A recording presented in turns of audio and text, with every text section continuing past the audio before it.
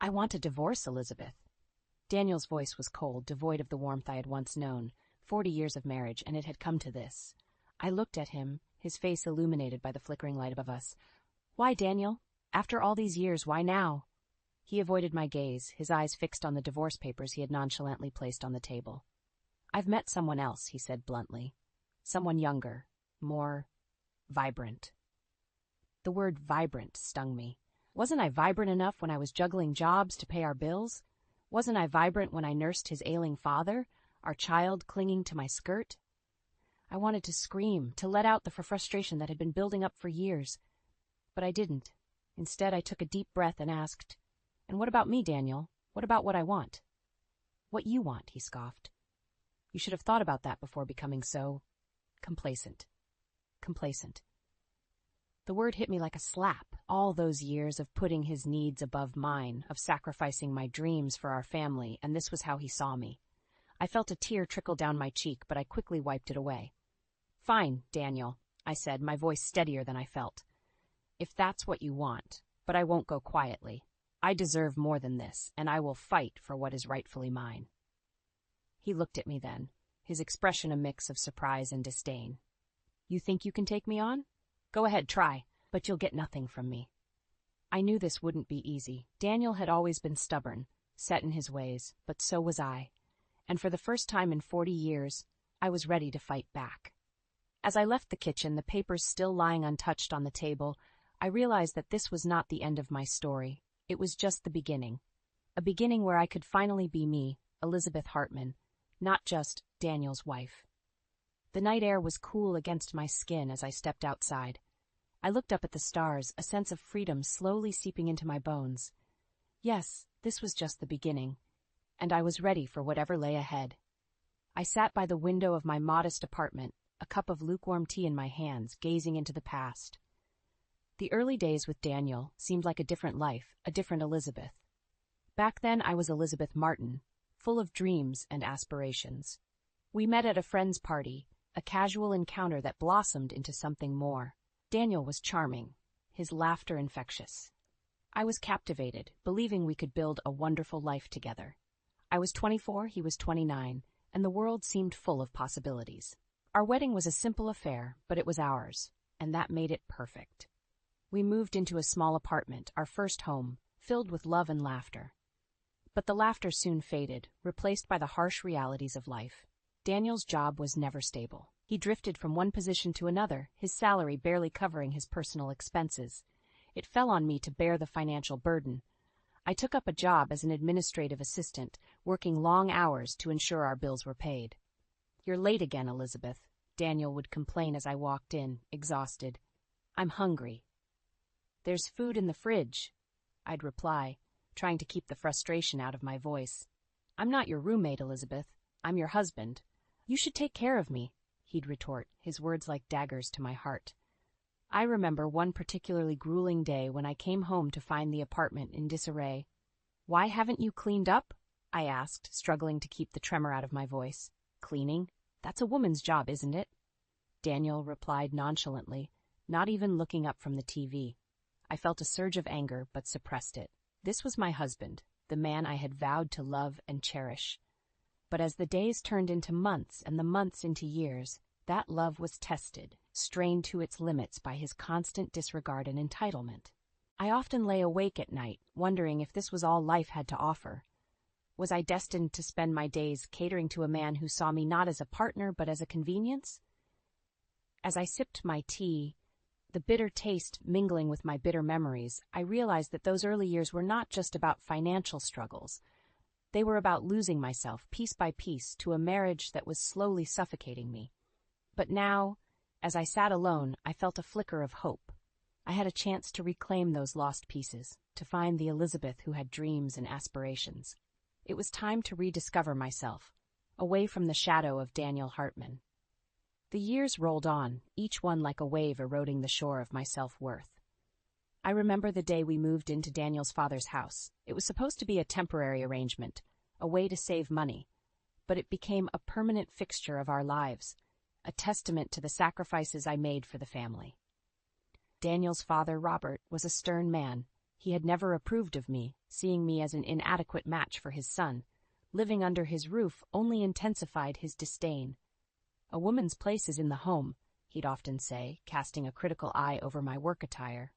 I tried to juggle my job and my responsibilities at home, but it was never enough.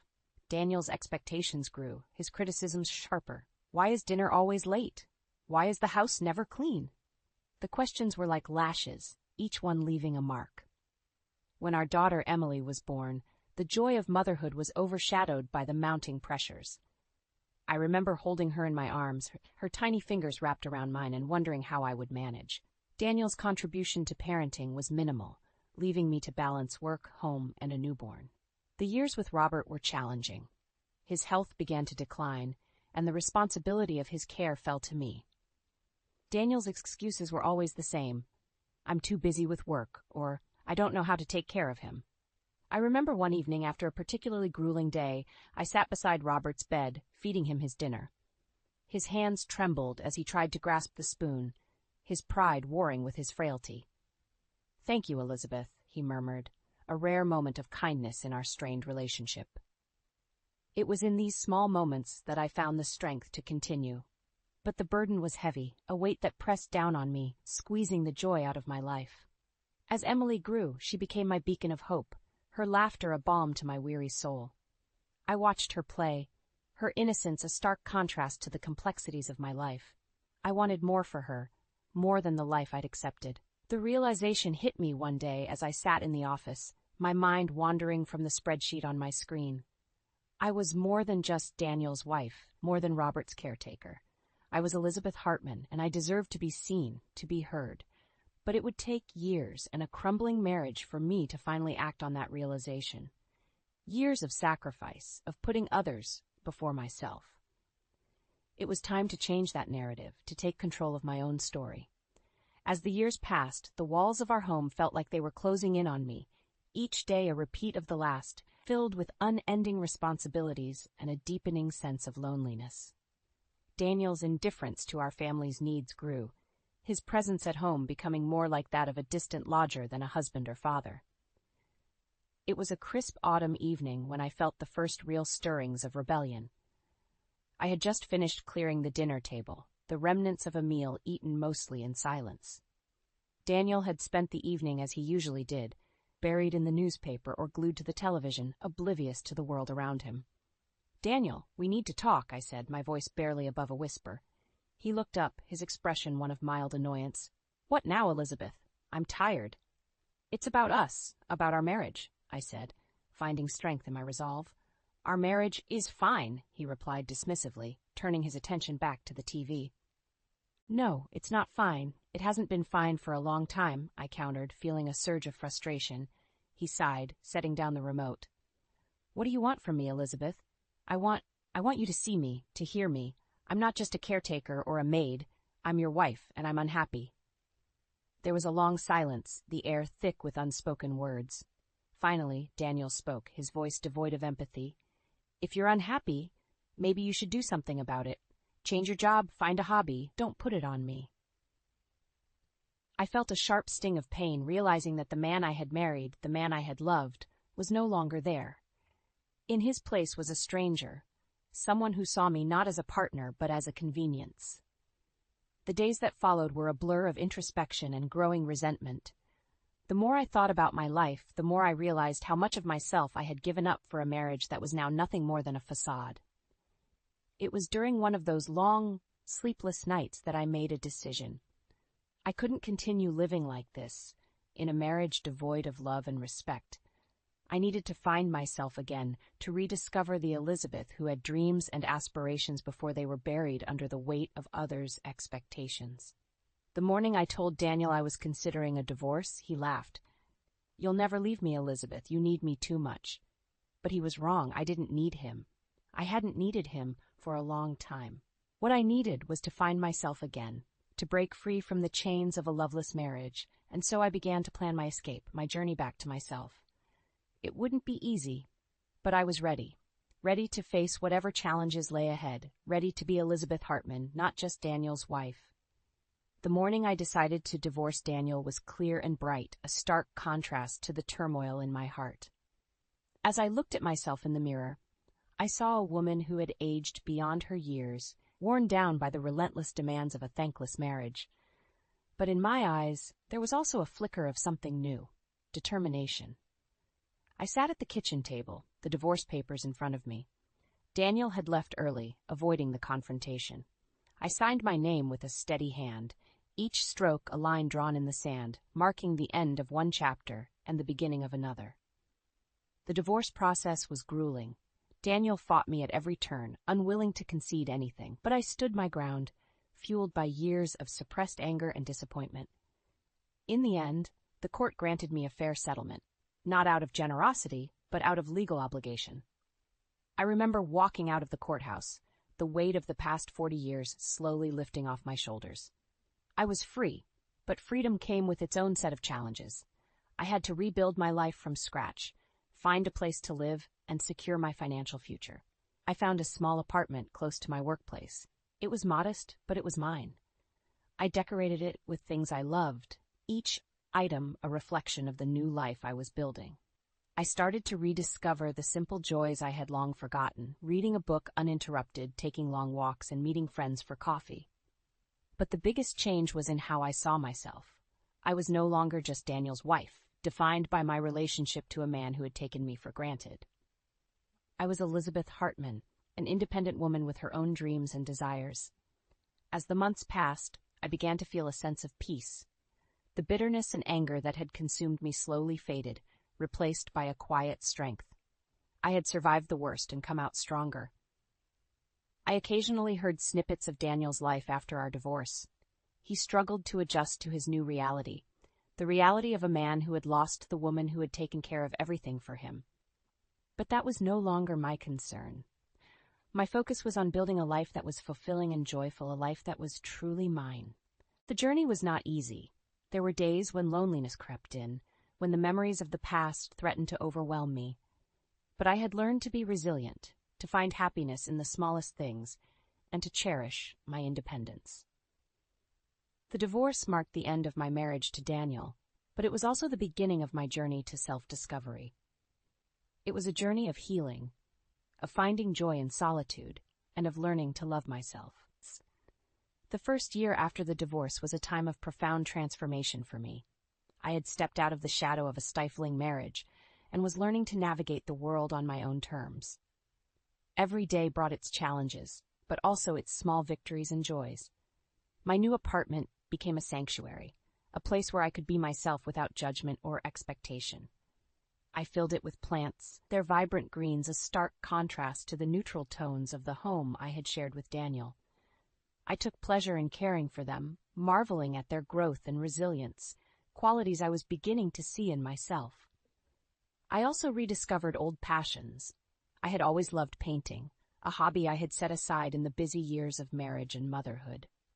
Now I set up a small studio in a corner of my living room, and I spent my evenings lost in the world of colors and forms. It was therapeutic, a way to express the emotions that I had kept bottled up for so long. One of the most significant changes was in my social life. During my marriage, my world had revolved around Daniel and his needs. Now I reached out to old friends, rekindling relationships that had faded over the years.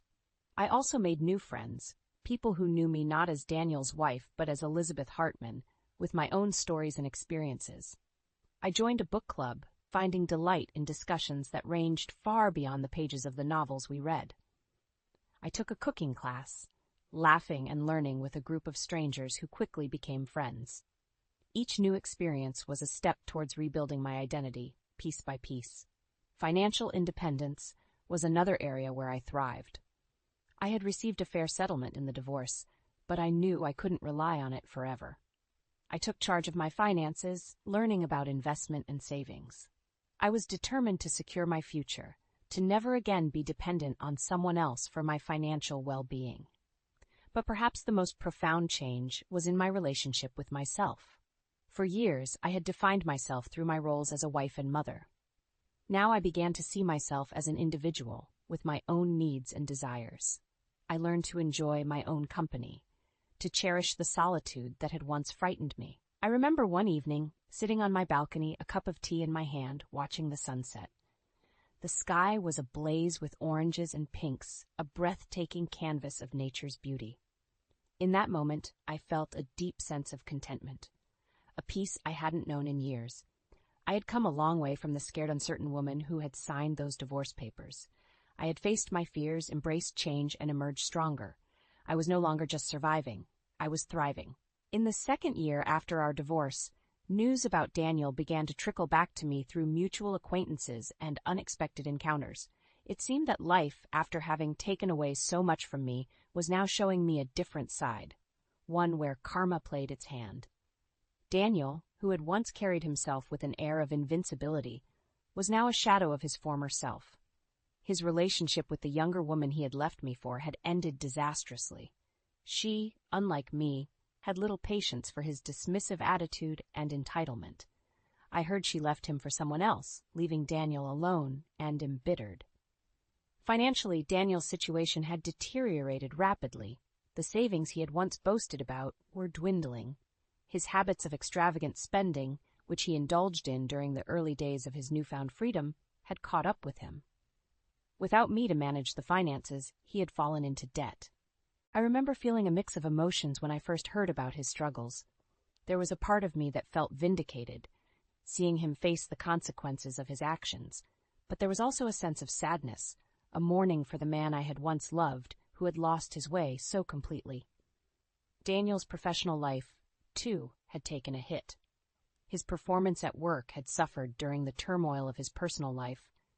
Rumors of his unprofessional behavior had spread, and soon he found himself without a job. The pride he had once taken in his career was now replaced by a sense of defeat and hopelessness. The house, which had been a bone of contention during our divorce, was now a burden to him. Without my upkeep, it had fallen into disrepair.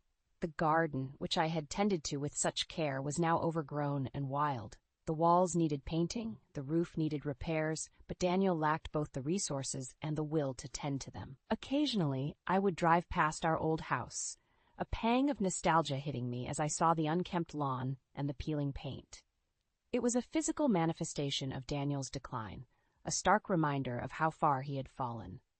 Despite everything, I found no joy in his misfortune. The years I had spent with him, the love I had once felt, made it impossible for me to completely harden my heart against him. But I also knew that this was his path to walk, his lessons to learn. I had my own journey to focus on, a journey of healing and self-discovery. Daniel's undoing was a stark reminder of how life can change, how the choices we make shape our destiny. It reinforced my resolve to live a life true to myself, a life where I was no longer a bystander, but the author of my own story. The third year after my divorce marked the beginning of a new chapter in my life, one filled with unexpected joys and the blossoming of new love. It was a time when the wounds of the past began to heal, and I allowed myself to embrace the possibilities of the future. I met John at a community art exhibition. He was a widower, a gentle man with a kind smile and an eye for beauty. Our love for art brought us together, and our conversations flowed effortlessly. He had a way of listening that made me feel heard, truly heard, for the first time in years. John, like me, had experienced loss and heartache. His wife had passed away after a long illness, leaving him to navigate the complexities of life alone. We found solace in each other's company, sharing stories of our pasts and dreams for our futures. Our relationship grew gradually, a slow and steady flame that warmed both our hearts. We spent our days exploring art galleries, attending concerts, and enjoying quiet dinners. With John, I rediscovered the joys of companionship, the simple pleasure of sharing life with someone who understood and appreciated me. The decision to remarry was not one I took lightly. The scars of my marriage with Daniel were still there, a reminder of the pain that love could bring. But with John, it felt different. There was a mutual respect and understanding, a shared desire to support and uplift each other. Our wedding was a small affair, just close friends and family. It was a celebration of new beginnings, a testament to the resilience of the human heart. As I stood beside John, exchanging vows, I felt a sense of wholeness, a feeling that I had come home. Life with John was peaceful and fulfilling. We moved into a new house, one that we chose together, filling it with memories and laughter. He encouraged my passion for painting, and I supported his love for gardening. Together we created a space that was a true reflection of our love. My daughter, Emily, saw the change in me. She was initially hesitant about John, protective of the mother who had been through so much. But as she saw the happiness he brought into my life, her reservations faded. She embraced John as a part of our family, and I watched their bond grow with a heart full of gratitude. John and I traveled, something I had always wanted to do, but never had the opportunity. We explored new places, immersing ourselves in different cultures and experiences. Each journey was an adventure, a chance to see the world through each other's eyes. As I lay in bed each night, John's steady breathing beside me, I reflected on the journey that had brought me here. I had gone through the depths of despair, faced my fears, and emerged stronger. I had learned to love again, to open my heart to the possibilities of a new beginning. My life with John was a testament to the fact that it's never too late to find happiness, to start anew. It was a reminder that even after the darkest nights, the sun will rise, bringing with it the light of hope and the promise of a new day. As I sat on the porch of our home, watching the sunset paint the sky in hues of orange and pink, I reflected on the journey that had led me to this moment. Beside me, John held my hand gently, a silent symbol of the companionship and love that had become my new reality. The years following my marriage to John were like a balm to my soul. We had both found in each other a second chance at love, a chance to rewrite our stories with a happier ending.